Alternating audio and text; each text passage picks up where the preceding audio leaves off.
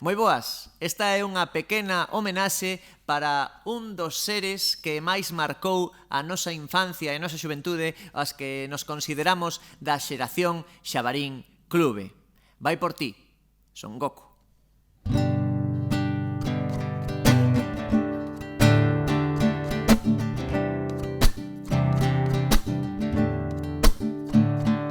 Cando eu era un rapaz, cando a tele si que molaba, a hostia botaban na TVG uns debuxos que fixeron historia. Era a historia dun rapaz cunha forza do copón que viaxaba polo mundo na procura das bolas do dragón. E pasou unas ben fodidas xunto ao mestre Mutenroy e con Yancha, Krilin e Bulma. Enseguida se atopou Son Goku, o heroe máis grande da TVG. Nin Piñeiro, nin Gaioso, nin Pemán. Son Goku, que o rabo lle houbo que cortar cando se converteu naquel mono xigante no torneo de artes marciais.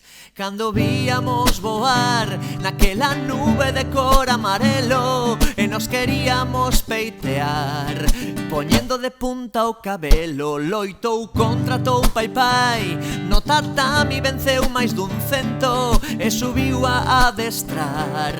A sala da alma e do tempo con Picoro foi máis chungo, porque o tipo era un demo, aínda que logo se fixo seu amigo e compañeiro. Son Goku, o heroe máis grande da TVG. Nin Piñeiro, nin Gaioso, nin Pemán.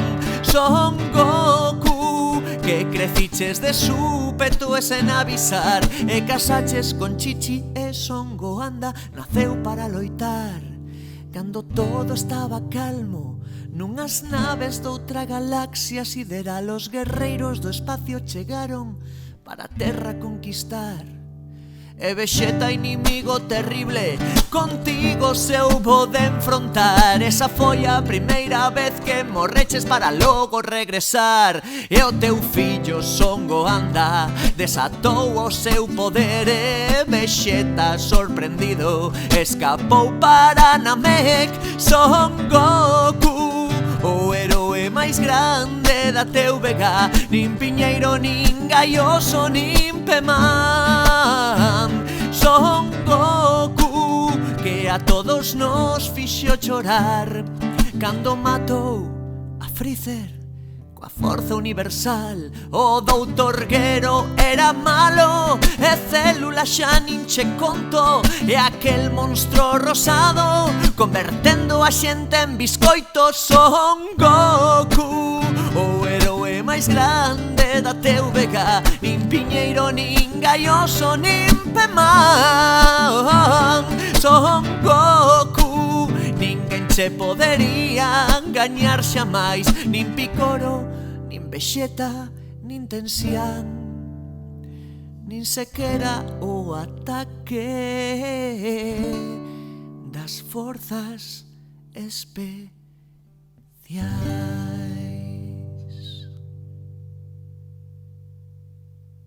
Estírate, bastón.